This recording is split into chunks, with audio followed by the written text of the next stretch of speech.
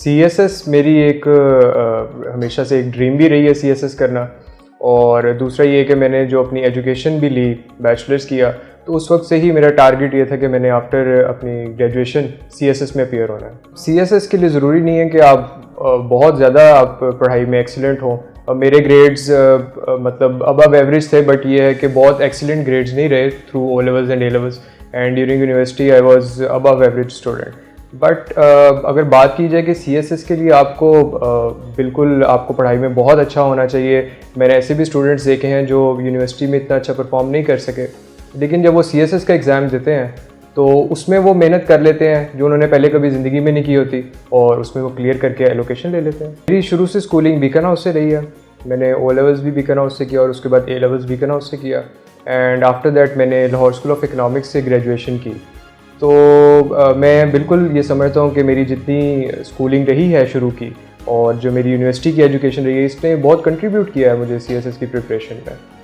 बस मेरे असल में जब मैंने अपनी स्टार्ट किया O levels और A levels किया, तो मेरे पास दो ऑप्शंस थी। एक तो मैं शुरू से मेडिकल का स्टूडेंट रहा हूँ, तो बट मैंने वो करियर परस्यू नहीं किया फॉर सम रीजंस।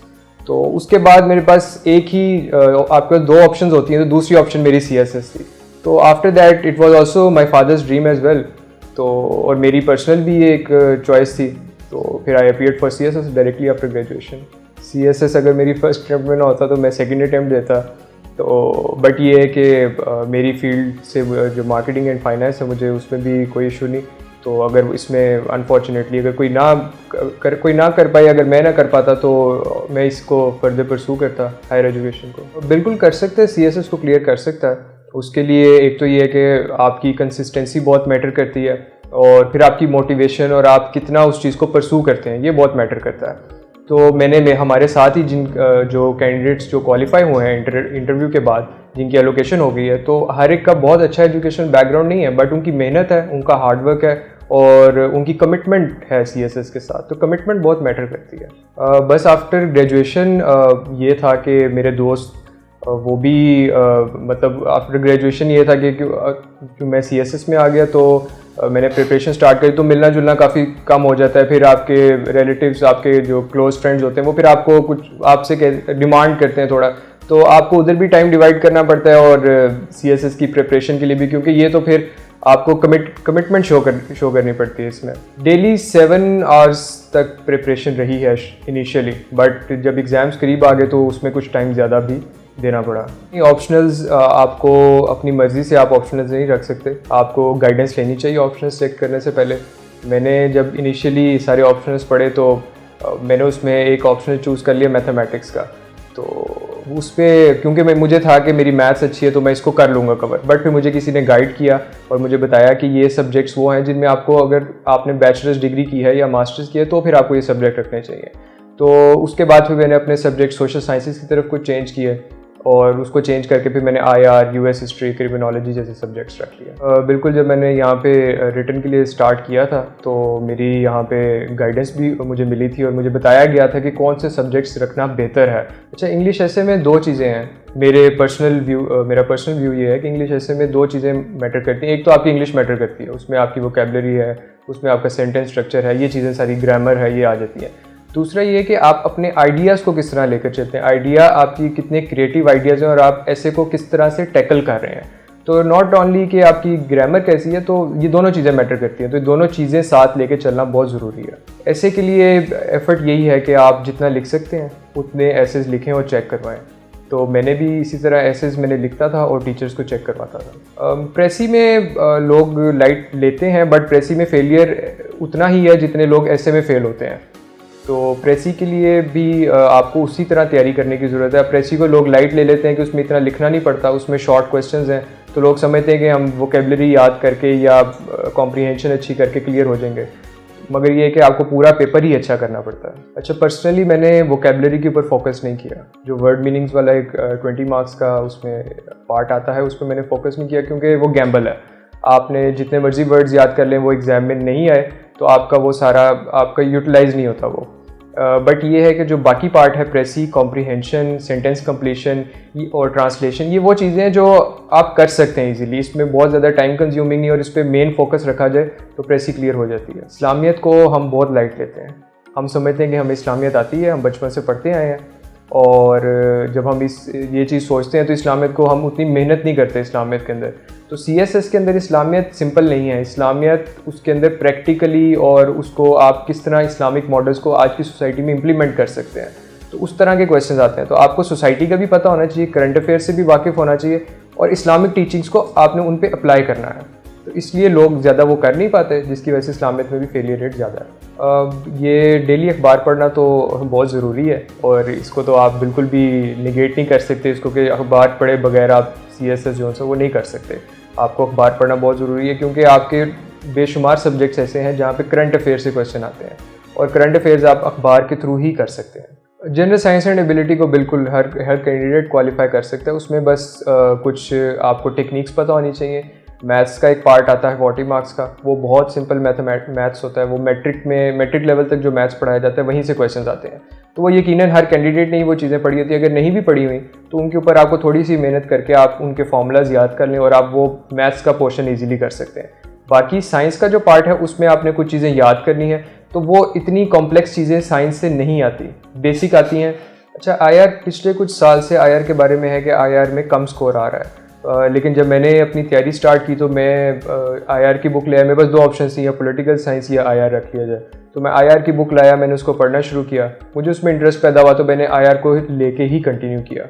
IR में ज़्यादा नंबर भी आ जाते हैं, बट अनफॉर्चुनेटली मेरे उतने नंबर नहीं आ सके IR के अंदर। ये टोटल मेरी CSS की प्रिपरेशन 7 मंथ्स है, तो 7.5 मंथ्स है। तो उसके अंदर ऑप्शनल्स भी और कंपल्सरीज भी दोनों उसमें तैयार कर लिए थे। अच्छा, इंटरव्यू मेरा जब मैं इंटरव्यू देने गया तो इंटरव्यू की कुछ चीज़ें हैं, आपको उसमें कॉन्फिडेंटली, एक तो आपको अपने आंसर्स देने पड़ते हैं, दूसरा ये है कि आपका कंटेंट अच्छा होना चाहिए।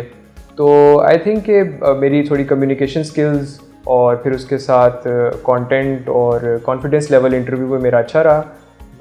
मैंने जब CSS की तैयारी शुरू की तो मुझे दो मेरे फेवरेट ग्रुप से, एक पाकिस्तान एडमिनिस्ट्रेटिव सर्विसेज और दूसरा पुलिस सर्विस।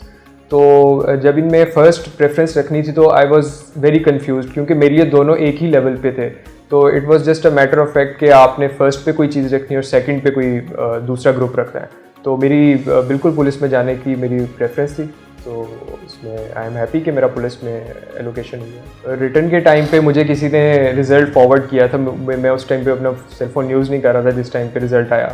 तो मैंने जैसे ही देखा तो वो एक एक्साइटमेंट हो जाती है आपको, और वो एड्रेनलिन पूरी बॉडी में रश करता है। तो वो फिर मैंने उसमें अपना नाम सर्च किया और उस पर मेरा क्लियर हो गया, तो मुझे बड़ा खुशी, अल्लाह का बड़ा शुक्र है। तो उसके बाद जब इंटरव्यू दे दिया और फाइनल रिज़ल्ट आ गया, तो उस टाइम पे भी सेम यही जज्बात थी, यही फीलिंग थी। तो बस रिज़ल्ट आया, उसके बाद अल्लाह का बड़ा शुक्र अदा किया कि अच्छी एलोकेशन मिल गई है। तो आपने अपना मोटिवेशन लेवल वो उतना ही रखना है जितना स्टार्ट में था, और एंड तक आपने उतना ही मोटिवेटेड रहना है। आपने कंसिस्टेंट रहना है, आपने बीच में फियरफुल नहीं होना। फियर ऑफ फेलियर बहुत लोगों में होता है, जिसकी वजह से वो फाइनल एग्ज़ाम ही नहीं देते, रिटर्न में अपीयर ही नहीं होते।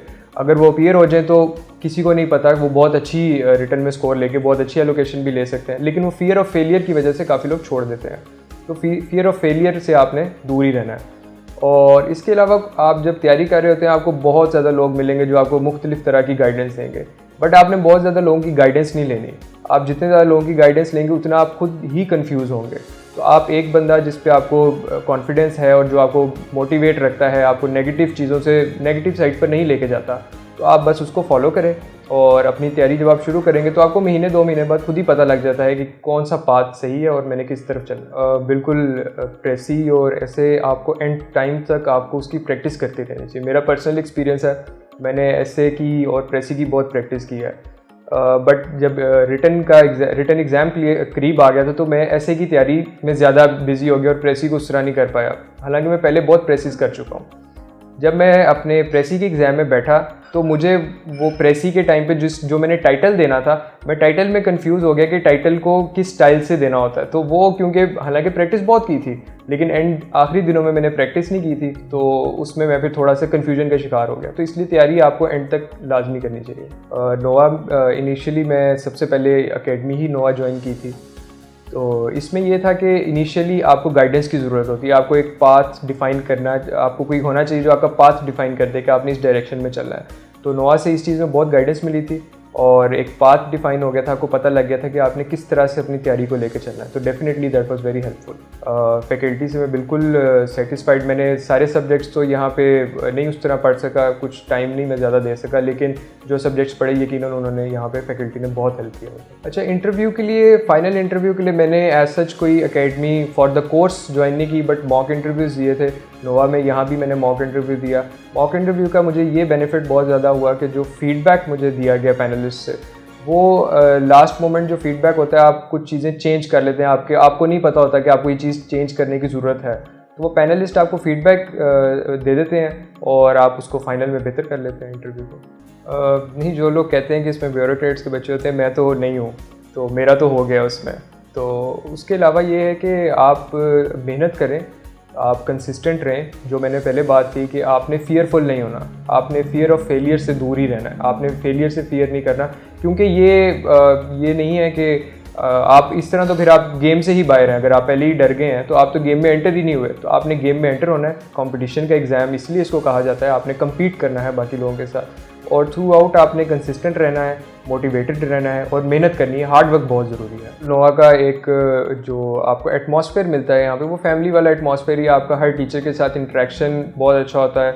आपको ये प्रॉब्लम नहीं होता कि आपको टीचर नहीं मिल रहा या कोई ऐसा इशू नहीं आपको फेस करना पड़ता है। जो एडमिनिस्ट्रेशन है वो भी आपके साथ बड़ी हर चीज़ में आपको जो सर्विस प्रोवाइड करती है। तो बिल्कुल फैमिली वाला यहाँ पे एटमॉस्फेयर है। मुझे इनिशियल गाइडेंस ही यहाँ से मिली थी, तो नोवा ने बिल्कुल ड्रीम कम ट्रू वाला जो सिचुएशन है वो मेरे लिए यहीं से स्टार्ट हुई थी।